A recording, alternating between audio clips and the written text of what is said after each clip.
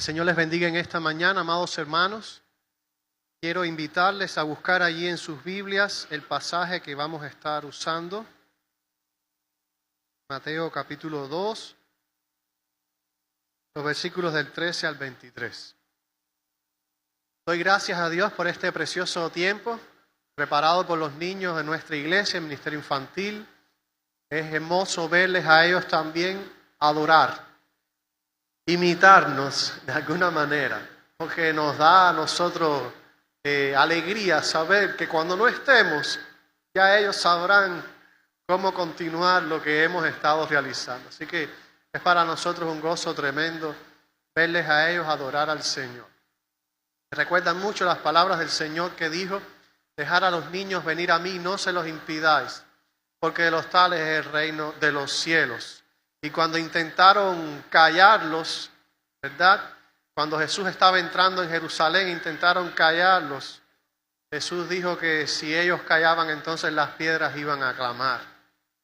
Entonces, damos gracias a Dios por este tiempo que ellos han podido tener y cómo nos han podido ministrar en esta mañana. No me puse de acuerdo con el programa de hoy. Quizás hubiera cambiado el texto. Ya cuando tenía preparado el mensaje, mi esposa me dijo: yo no sabía que este domingo quien dirige el culto son los niños. Decía para entre mí: por algo Julita no me escribió para saber de qué tema iba a ser el domingo la predicación. Hubiera cambiado el texto, pero tenemos Mateo capítulo 2, versículos del 13 al 23. Algunas Biblias tienen como subtítulo Matanza de los niños. No tiene nada que ver con lo que ha pasado esta mañana aquí. Dice ahí la palabra del Señor en Mateo 2, del 13 al 23. Después que partieron ellos, he aquí un ángel del Señor apareció en sueños a José y dijo: levántate y toma al niño y a su madre y huye a Egipto y permanece allá hasta que yo te diga, porque acontecerá que Herodes buscará al niño para matarlo. Y él despertando tomó de noche al niño y a su madre y se fue a Egipto. Y estuvo allá hasta la muerte de Herodes, para que se cumpliese lo que dijo el Señor por medio del profeta cuando dijo: de Egipto llamé a mi hijo. Herodes entonces, cuando se vio burlado por los magos, se enojó mucho y mandó matar a todos los niños menores de 2 años que había en Belén y en todos sus alrededores, conforme al tiempo que había inquirido de los magos. Entonces se cumplió lo que fue dicho por el profeta Jeremías cuando dijo: voz fue oída en Ramá, grande lamentación, lloro y gemido, Raquel que llora a sus hijos y no quiso ser consolada porque perecieron. Pero después de muerto Herodes, he aquí un ángel del Señor apareció en sueños a José en Egipto, diciendo: levántate, toma al niño y a su madre y vete a tierra de Israel, porque han muerto los que procuraban la muerte del niño.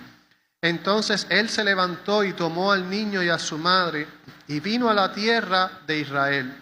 Pero oyendo que Arquelao reinaba en Judea en lugar de Herodes su padre, tuvo temor de ir allá, pero avisado por revelación en sueños, se fue a la región de Galilea y vino y habitó en la ciudad que se llama Nazaret, para que se cumpliese lo que fue dicho por los profetas, que habría de ser llamado Nazareno. Padre, gracias por esta mañana. Nuevamente invocamos tu nombre, pedimos tu auxilio para que seas tú quien hable a través de mí. Me humillo delante de tu presencia y reconozco que no lo puedo hacer sin tu ayuda. Usa este tiempo para gloria de tu nombre. En el nombre de Jesús. Amén, Señor. He querido titular el mensaje en esta mañana: Dios siempre da esperanza. Dios siempre da esperanza. Cuando atravesamos por problemas difíciles y atravesamos por conflictos, situaciones inexplicables, experiencias duras, muchas veces somos dados a cuestionar: ¿qué es lo que está haciendo Dios? ¿Dónde está Dios en momentos como estos? ¿Dónde está Dios cuando más se le necesita?, dirían muchas personas. Es muy fácil cuestionar a Dios cuando no entendemos lo que Dios está haciendo, cuando no podemos entender los planes de Dios. José es un hombre que ha sido testigo de que muchas veces no se trata de entender lo que Dios está haciendo o está a punto de hacer, sino más bien se trata de obedecer a Dios y que sea Dios quien haga lo que Él quiere hacer. En la historia que acabamos de leer, estamos dando continuidad a un suceso del cual estuvimos predicando la semana pasada. El suceso es la visita de los magos cuando Jesús nació. Y vemos que esa historia termina con que los magos no regresan a Jerusalén a decirle a Herodes dónde está el niño, sino más bien se van por otro camino porque un ángel les avisa en sueños que no deben regresar por Jerusalén. No obstante, el rey Herodes emprendió lo que es conocido como la matanza de los inocentes. De hecho, hay un día en diciembre que se llama el Día de los Inocentes. ¿Saben por qué se llama así? ¿Sabían la razón? La primera vez que me enteré de que existía un Día de los Inocentes fue en un lugar donde me hicieron pasar una pena tremenda. Porque ese es el día en que suelen hacerle bromas pesadas a la gente. Pero no se llama de los inocentes porque cogen a los pobres y inocentes para sus cosas, sino porque, según la tradición católica, se cree que ese fue el día en que Herodes mandó a matar a estos niños. Hoy vamos a estar hablando un poco acerca de ese acontecimiento también, aclarando algunas cosas que no suelen ser de todo ciertas. Pero lo cierto es que es un momento triste. Es un momento triste en la historia, la matanza de estos niños. Y es un momento en el que el pueblo de Israel estaba anhelando la venida de este rey que pondría fin a la maldad, que pondría a Israel verdaderamente en un reino estable, en un reino perdurable. Y sin embargo, lo que estamos viendo es que en medio del conflicto las cosas no están sucediendo como debieran suceder. A veces nos pasa eso. Queremos que en medio de nuestros problemas Dios haga caer un rayo sobre la gente mala y consuma a la gente que no tiene un sentido de justicia y un sentido de bondad. Muchas veces estamos nosotros tomando la justicia por nuestra cuenta, tomando los planes por nuestra propia cuenta. En esta mañana yo quiero alentarte con la siguiente verdad. Quiero alentarte con la verdad que dice: en medio de los conflictos, Dios siempre da esperanza. En medio de los conflictos, Dios siempre da esperanza. En este pasaje que acabamos de leer, 3 veces se repite la misma expresión para que se cumpliese lo que fue dicho por medio del profeta.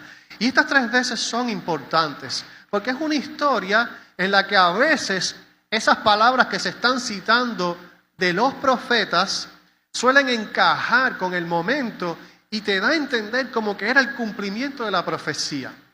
Pero también hay algo detrás de esa profecía que es de lo que quiero hablar en esta mañana.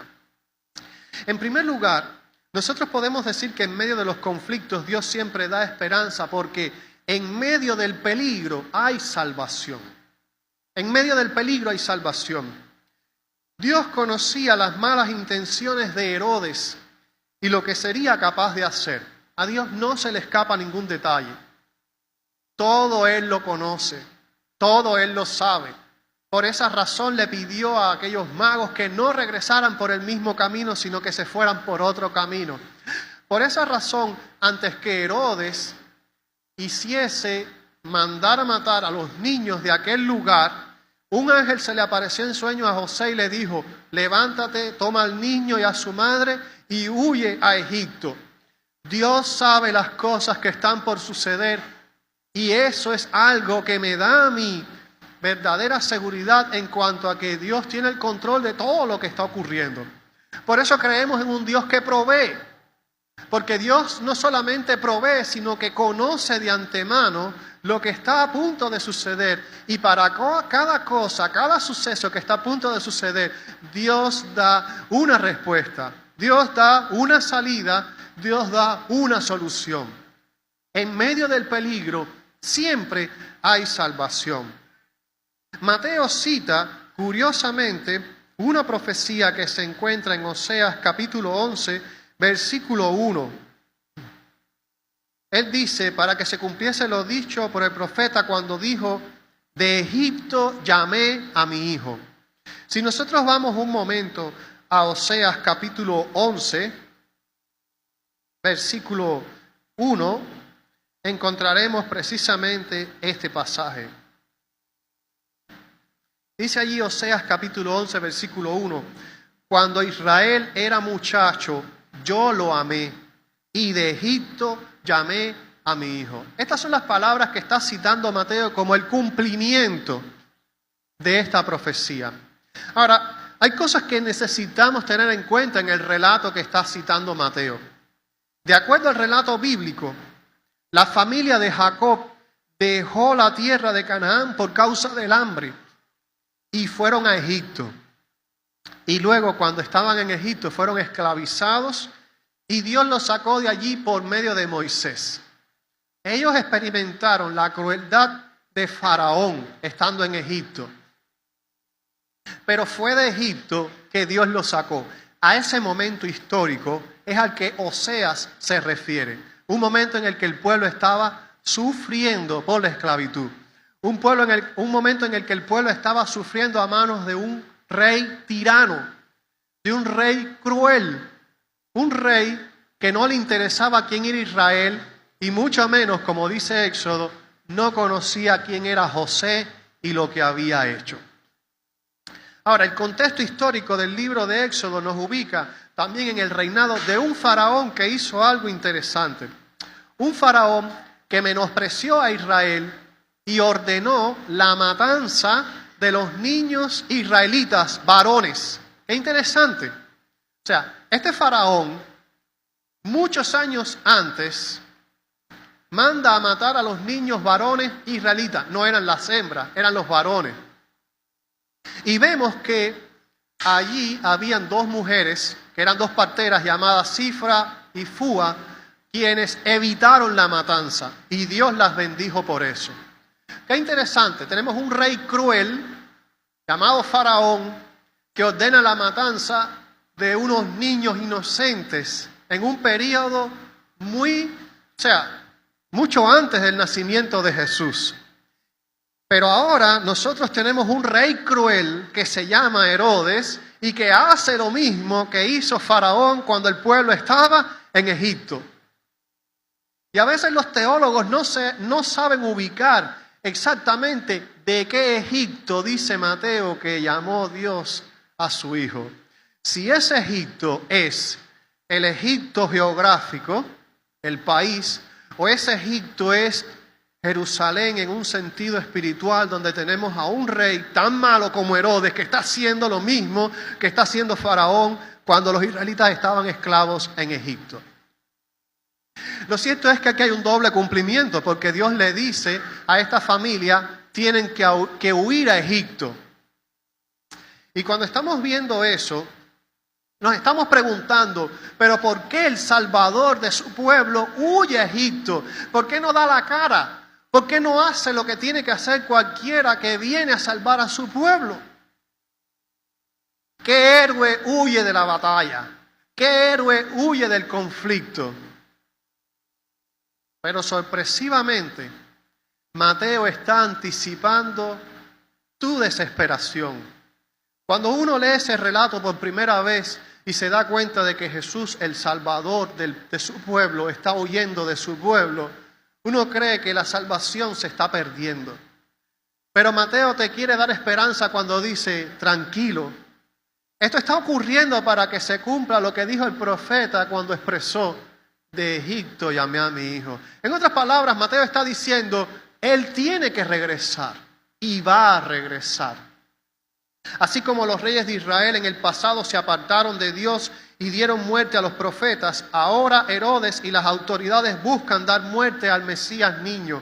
Por medio de la profecía de Oseas y de lo que está ocurriendo en la historia de Jesús, Mateo señala el cumplimiento literal de una profecía que nos recuerda la misericordia de Dios mostrada en el pasado como una expectativa en ese tiempo presente. Y para poderlo entender hay que leer Oseas capítulo 11. Cuando Israel era muchacho, yo lo amé y de Egipto llamé a mi hijo. Cuanto más yo los llamaba, tanto más se alejaban de mí. A los Baales sacrificaban y a los ídolos ofrecían sahumerios. Yo con todo eso enseñaba a andar al mismo Efraín tomándole de los brazos y no conoció que yo le cuidaba. Con cuerdas humanas los atraje, con cuerdas de amor, y fui para ellos como los que alzan el yugo de sobre su cerviz, y puse delante de ellos la comida. No volverá a tierra de Egipto, sino que el asirio mismo será su rey, porque no se quisieron convertir. Caerá espada sobre sus ciudades y consumirá sus aldeas, las consumirá a causa de sus propios consejos. Entre tanto, mi pueblo está adherido a la rebelión contra mí. Aunque me llaman el Altísimo, ninguno absolutamente me quiere enaltecer. ¿Cómo podré abandonarte, oh Efraín? ¿Te entregaré yo, Israel? ¿Cómo podré yo hacerte como Adma o ponerte como a Zeboín? Mi corazón se conmueve dentro de mí, se inflama toda mi compasión. No ejecutaré el ardor de mi ira, ni volveré para destruir Efraín, porque Dios soy y no hombre, el santo en medio de ti, y no entraré en la ciudad. En pos de Jehová caminarán, él rugirá como león, rugirá, y los hijos vendrán temblando desde el occidente. Como ave acudirán velozmente de Egipto, de la tierra de Asiria como paloma, y los haré habitar en sus casas, dice Jehová. En medio de un contexto idolátrico, en medio de un contexto de rebeldía, donde Dios le está diciendo al pueblo de Israel, ustedes van a sufrir por su pecado, aún así Dios le dice a la nación de Israel, pero no puedo renunciar a ustedes. No puedo abandonarlos, no puedo desecharlos, mi amor por ustedes es muy grande. Todo israelita que lee las palabras de Mateo, todo judío que leyó las palabras de Mateo, cuando Mateo dijo, esto fue lo que dijo Osea, de Egipto llamé a mi hijo, sabía que detrás de esa promesa había un mensaje de esperanza, un mensaje de salvación, porque el mensaje era, Dios no nos va a abandonar. Aun cuando el Mesías niño, el rey prometido, huye de Israel por causa de la amenaza del malvado rey, Dios está llevando a cabo su plan de misericordia con el fin de salvar a su pueblo. Él no se va a quedar en Egipto, Él va a regresar conforme a las Escrituras. Y eso me hace pensar que muchas veces cuando nosotros consideramos que Dios huye de nuestros problemas, que Dios nos abandona en nuestros problemas, en la situación actual, recordemos que Él está obrando su plan con el fin de que veamos su misericordia. A veces queremos que en medio de la angustia y en medio del peligro Dios actúe de manera inminente, pero Dios no actúa en el momento que nosotros queremos, sino en el momento en el que Él puede derramar verdaderamente su misericordia. Aquel niño no estaba preparado todavía para enfrentar la crueldad de aquel rey. Pero Dios no iba a permitir que su plan se frustrara por la maldad de un rey como Herodes. Así que en medio del peligro tenemos la esperanza de que Dios siempre da salvación. Cuando las cosas parecen amenazar a la iglesia, Dios siempre da salvación. Era un momento difícil para el pueblo, pero aún así Dios estaba obrando. Era un momento en el que no se podía entender por qué ellos debían huir, pero Dios los iba a hacer regresar. Me hace pensar en el Señor Jesús que dijo, volveré a vosotros. Quizás sintamos que estamos viviendo tiempos peligrosos. Quizás sentimos que Dios nos ha abandonado porque Él está en el cielo. Pero no podemos olvidar su promesa de que un día vendrá a recoger a su pueblo. Un día vendrá por nosotros. En medio del peligro podemos experimentar la salvación de Dios. Podemos ver la esperanza que Dios siempre da, porque en segundo lugar, en medio del dolor hay consuelo. Herodes ordenó la muerte de los niños varones de Belén y sus alrededores los menores de 2 años. Hay cosas que nosotros debemos aclarar con respecto a este suceso. Lo primero que debemos aclarar es que nosotros desconocemos el número de niños que murió. La gente suele adjudicar miles de niños, porque la palabra que se usa es matanza. Bueno, cuando uno oye la palabra matanza en el título, uno se imagina que eso fue tremendo. En realidad se estima que el número aproximado de niños que debió haber muerto en esa ocasión debió rondar entre los 15 y los 20 niños más o menos, lo cual no lo hace menos repulsivo, porque no hace falta que sean miles de niños los que mueran por la maldad de un rey loco para que sea un acto despreciable. La muerte de aquellos 15, quizás 20 niños, significaba tanto como si hubieran muerto miles de niños. Otra cuestión que muchas veces la gente suele confundir es que la gente asume que Jesús tenía 2 años cuando esto ocurrió. El texto no dice que Jesús tuviese 2 años. El texto lo que dice es que Herodes mandó a matar a los niños menores de 2 años. El texto lo que sí dice es que Herodes inquirió por los magos el tiempo del surgimiento de la estrella. Y eso le dio un margen a Herodes de decir, bueno, el niño quizás tenga meses de nacido, pero por si el cálculo me falla, que sean los menores de 2 años los que mueran. Herodes era ese tipo de persona tan desconfiado, era ese tipo de persona que tenía tanto miedo a su alrededor que incluso mandó a matar a varios de sus hijos por temor a que ellos estuviesen intentando usurparle el trono. Herodes era alguien verdaderamente enfermo. Era tan enfermo que él sabía que el día que él iba a morir, nadie lo iba a llorar. Fíjense si era malo. Nadie lo iba a llorar. Y como él no quería que la gente celebrara su muerte, para el día de su muerte mandó a reunir a una gran cantidad de judíos, hombres, con el fin de que ellos fuesen asesinados, masacrados en masa, para que hubiese un motivo de llanto, aunque sea el día de su muerte. Por supuesto, una vez que Herodes murió, eso no se llegó a hacer. Que muerto el rey, ya no hay autoridad. Y se evitó esa masacre. Pero ese era Herodes, una persona mala en todos los sentidos. Así que a él no le tembló la voz cuando mandó a matar a aquellos niños menores de 2 años. El texto de donde proviene la cita que hace Mateo ahora en esta otra ocasión es también de un profeta. Mateo está citando Jeremías 31:15.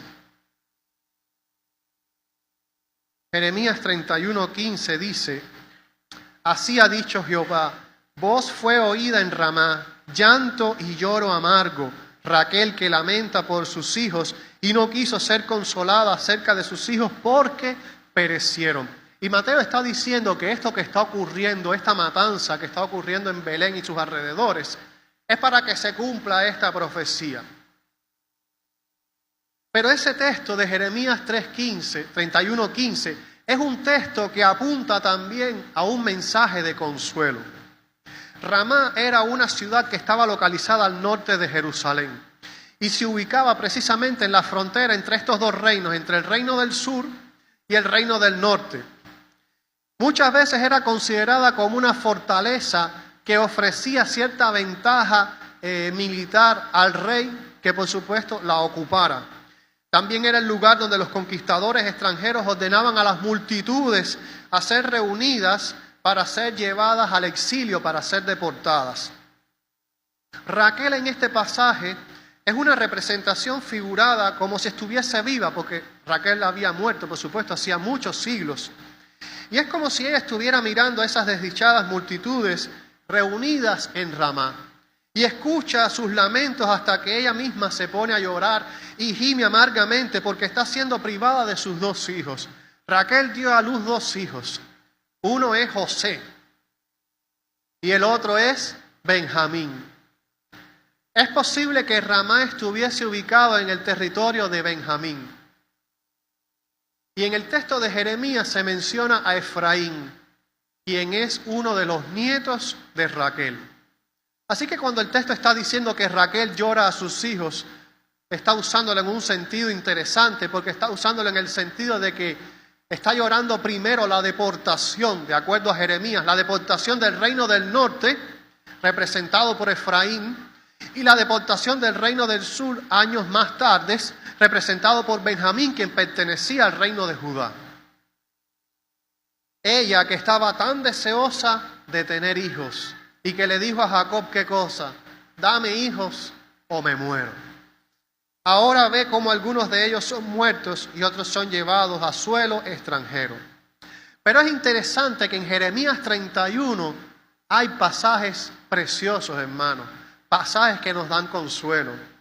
Aún en medio del dolor y el llanto, el pueblo debe recordar que Dios los ha amado con amor eterno. Jeremías 31, versículo 3 dice, Jehová se manifestó a mí hace ya mucho tiempo diciendo, con amor eterno te he amado, por tanto te prolongué mi misericordia. Aunque el Señor los haya esparcido, Él también los volverá a reunir. Dice el versículo 10 de Jeremías 31. Oíd palabra de Jehová, oh naciones, y hacedlo saber en las costas que están lejos, y decid, el que esparció a Israel lo reunirá y guardará como el pastor a su rebaño.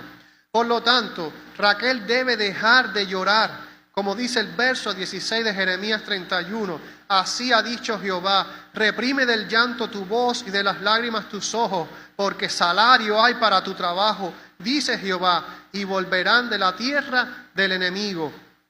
Efraín, que fue aquel que se apartó, aquella tribu que hizo pecar a todo el reino del norte, aquellas 10 tribus, Efraín sigue siendo amado por Dios, sigue siendo el hijo amado del Señor. En el verso 20 de ese capítulo 31 de Jeremías dice, ¿no es Efraín hijo precioso para mí? ¿No es niño en quien me deleito? Pues desde que hablé de él me he acordado de él constantemente. Por eso mis entrañas se conmovieron por él. Ciertamente tendré de él misericordia, dice Jehová. Dios también hará un pacto nuevo con su pueblo. En el verso 31 de ese mismo capítulo. He aquí que vienen días, dice Jehová, en los cuales haré nuevo pacto con la casa de Israel y con la casa de Judá. Y Dios les perdonará su iniquidad y no se acordará más de su pecado. Dice el verso 34 de Jeremías 31. Y no enseñará más ninguno a su prójimo, ni ninguno a su hermano, diciendo, conoce a Jehová, porque todos me conocerán, desde el más pequeño de ellos hasta el más grande, dice Jehová, porque perdonaré la maldad de ellos y no me acordaré más de su pecado. Uno ve un pasaje como Jeremías 31:15, donde Raquel llora a sus hijos y le da dolor, le da tristeza. Pero cuando uno va al contexto donde están estas palabras tristes, más que tristeza, hay consuelo. Más que tristeza, Dios quiere decirle a su pueblo, vuestro sufrimiento va a tener fin. Vuestro dolor va a tener consuelo. Vuestra desesperación va a tener paz. Ver lo que Herodes está haciendo en Jerusalén le rompe a cualquiera el corazón. Le enciende a uno la ira, el sentido de justicia. Quiere cogerlo y matarlo y desaparecerlo. Pero en medio de una situación como esta, Mateo le está diciendo a sus lectores, pero Dios tiene un plan. Y ese plan de esperanza incluye consuelo. ¿Cuántas veces nosotros nos desesperamos porque estamos sufriendo por cosas que no tienen ni que ver con nosotros? Porque estamos sufriendo injustamente. Porque estamos pasando por situaciones por las que sentimos que no debiéramos pasar. Y es en esos momentos donde debemos recordar que un día seremos consolados por el Señor. Que Dios no nos ha abandonado. Hay gente que piensa que Dios se olvidó de Cuba. Hay gente que cree que Dios tiene a Cuba en lo último de la lista de los países de este mundo. Mire, que usted vea a Cuba en lo último de muchas listas mundiales no significa que Cuba está en el último lugar de la lista de Dios. Yo no le puedo decir en qué lugar de países estamos nosotros en la lista de Dios. Posiblemente todos estemos en el top número 1, porque para Dios todas las naciones están en su corazón. Ahí tuvieron una celebración maravillosa de misiones y estoy viendo todas estas banderas preciosas. Cada una de estas naciones está en el corazón de Dios. Cada una de estas naciones tiene un motivo para llorar delante de Dios. Cada una de estas naciones está sufriendo por su fe delante de la presencia del Señor. Nosotros los cubanos no somos los únicos que estamos sufriendo por ser creyentes, por ser fieles al Señor. Nosotros los cubanos no somos los únicos que estamos pasando por serle fieles al Señor, estamos pasando trabajo. No crea eso, no se autocompadezca tanto. Hay gente que está peor. Hay gente que no puede ni siquiera decir que es cristiano porque le cuesta la vida. No diga que estamos en el último lugar de la lista de Dios porque estamos pasando hambre y necesidad. Usted no sabe lo que está pasando en otros países. Usted no sabe lo que están pasando otros misioneros en el mundo entero. No diga que estamos mal porque no podemos tener un canal de televisión o una emisora de radio. Usted no sabe de cuántas otras cosas están siendo privados los cristianos en el mundo entero. Pero sea cual sea el dolor, sea cual sea la angustia por la que estés pasando, yo quiero que tú recuerdes que Dios siempre da consuelo. Hay esperanza. Dios no nos ha olvidado. La gente dice que Dios se olvidó de Cuba porque este es un país idólatra.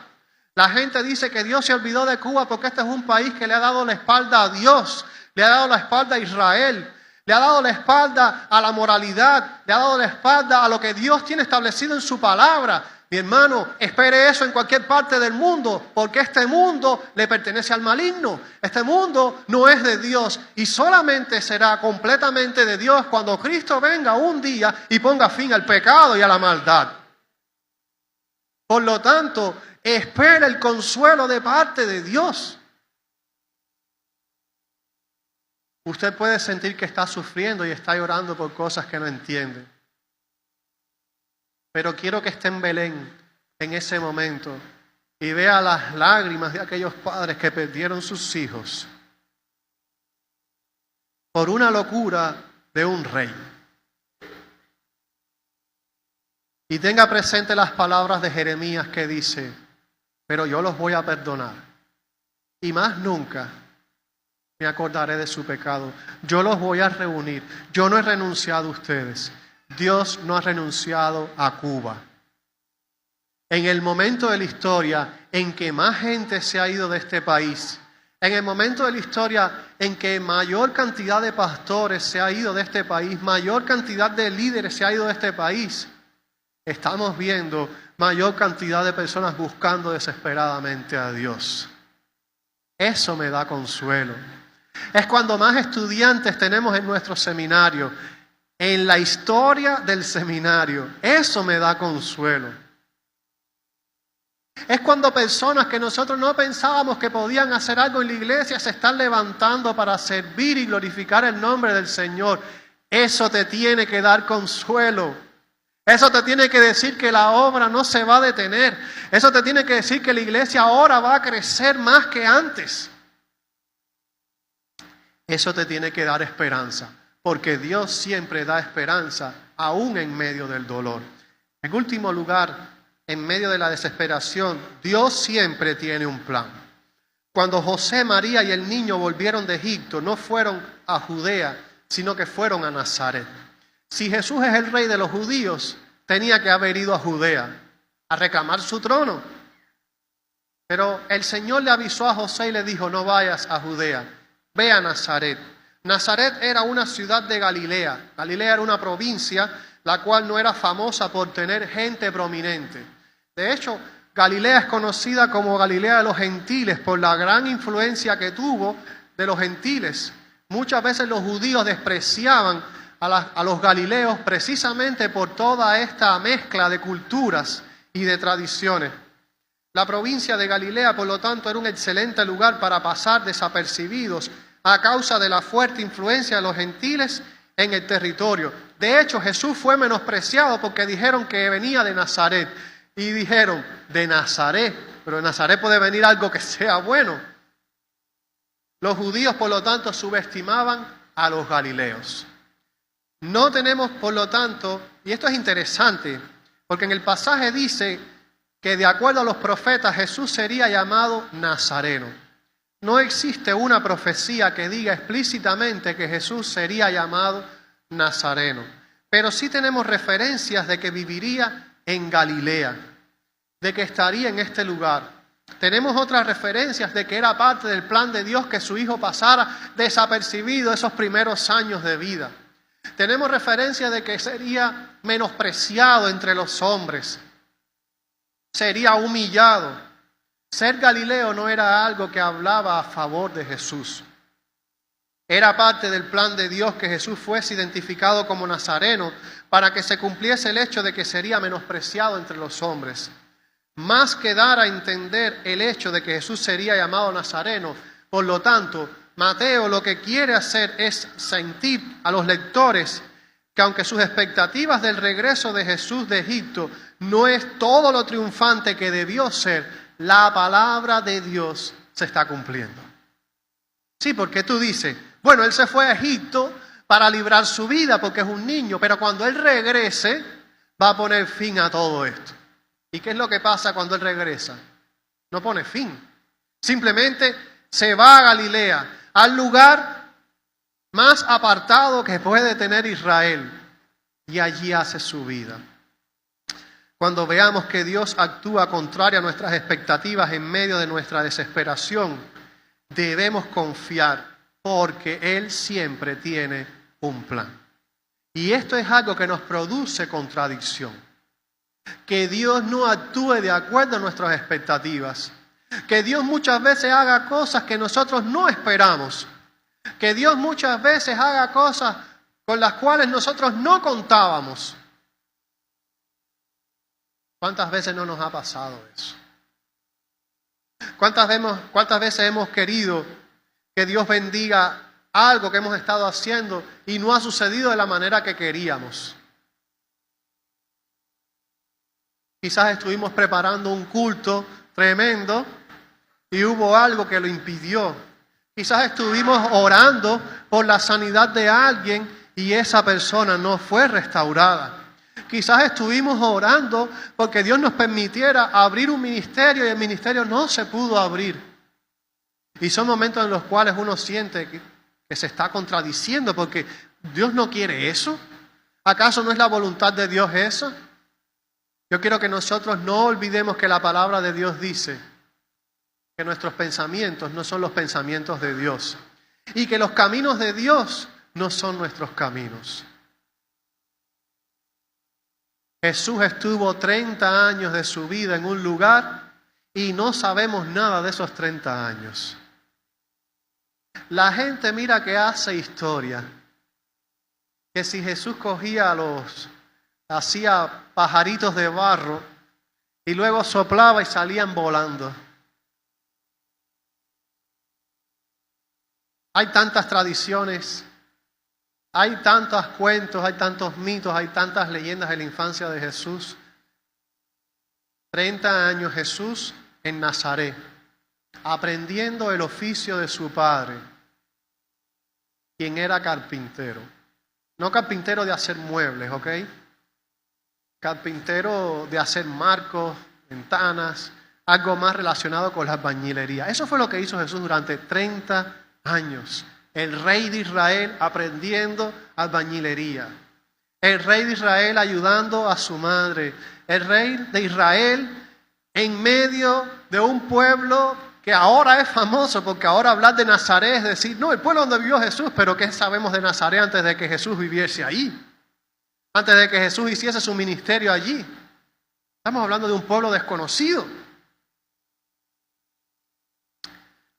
Quiero decirte que cuando Dios quiere hacer algo en tu vida, Dios puede llevarte incluso a lugares desconocidos, solo para prepararte para lo que está por venir. Pablo no fue un misionero de la noche a la mañana. Pablo pasó años en Arabia y luego fue a Tarso, su ciudad. Y no sabemos nada de lo que pasó en la vida de Pablo durante esos años. Sabemos de Pablo cuando Bernabé fue y lo buscó y lo trajo. Y a partir de ahí hizo toda la obra misionera que conocemos. Hay veces que Dios actúa distinto a nuestras expectativas. Pero lo que yo quiero que tú entiendas es que se está cumpliendo el plan de Dios. Que las cosas no ocurran como tú quieras no significa que Dios no lo esté haciendo. Siempre me encanta recordar la letra de esa canción que dice: cuando Él está en silencio, es porque está trabajando. Eso no lo dice ningún versículo de la Biblia, pero yo lo creo. Porque lo he visto tantas veces en mi vida. Porque ha sido tan real. Dios ha sido tan fiel. Y puede que Dios haya estado trabajando en la tuya durante tanto tiempo, porque algo Dios quiere hacer. No es el silencio de Dios lo que nos tiene que preocupar. Es que no estemos en la voluntad de Dios. Es que no estemos actuando de acuerdo al plan de Dios. Porque Dios ha dicho en su palabra que Él siempre trabaja. Así que no es el silencio de Dios lo que me preocupa, sino es nuestro silencio cuando Dios nos dice que le obedezcamos. Y Dios te está diciendo en esta mañana que entregues tu vida a Jesucristo. Que es tiempo ya de que rompas el silencio de la incredulidad y entregues tu vida a Jesucristo. Es tiempo de que comiences a confiar en la esperanza que solo Dios te da. Porque aunque tú estés pasando por un momento difícil, aún en medio del momento difícil, Dios puede dar salvación. Aún cuando tú estés pasando por el dolor y por la desesperación, puedes sentir el consuelo de Dios.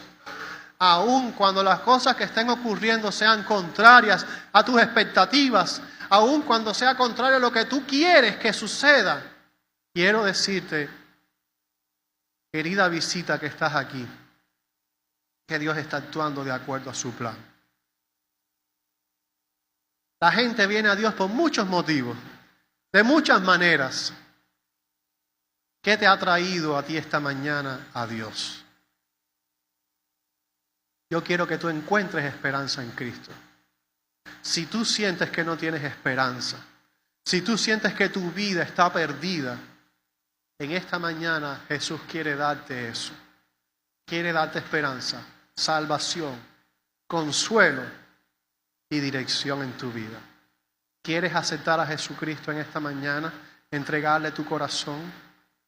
Si lo quieres hacer, lo único que quiero que hagas es que levantes tu mano dando testimonio de que eso es lo que tú deseas en esta mañana. Dios quiere obrar en tu vida. ¿Alguien en esta mañana quiere rendirse a Jesucristo? Dios le bendiga en esta mañana. Dios le bendiga. ¿Alguien más en esta mañana quiere hacerlo? Dios te bendiga. ¿Alguien más en esta mañana desea poner su confianza en Jesucristo? Dios siempre da esperanza. La palabra de Dios se cumplió para darnos esperanza. Y hay muchas promesas de Dios que todavía faltan por cumplirse. Pero si aquellas se cumplieron con tanta exactitud, con tanta efectividad, ¿por qué ahora no creer que lo que falta por cumplirse, Dios también lo cumplirá?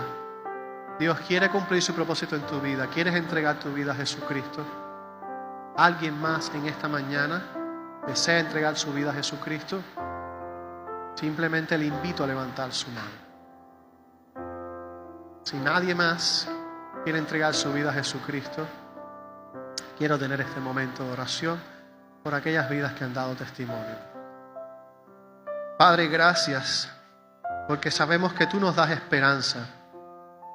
Tú nos das tantas cosas preciosas a través de tu Hijo Jesucristo. Expuesto al peligro y a la maldad de un rey cruel, aún así, tú llevaste a cabo tu plan. Gracias porque en Jesucristo tenemos salvación y vida eterna. Gracias porque en esta mañana, Señor, estas vidas han levantado sus manos declarando que necesitan la esperanza que solamente tú puedes dar. Ayúdales, Señor, que verdaderamente ellos puedan tener esta esperanza en ti, que entreguen genuinamente sus vidas a tu control, a tu reino, que se arrepientan de sus pecados, que quieran ser diferentes. En tus manos les ponemos para que tú te glorifiques, Señor, y sea la gloria y la honra. En el nombre de Jesús. Amén, Señor.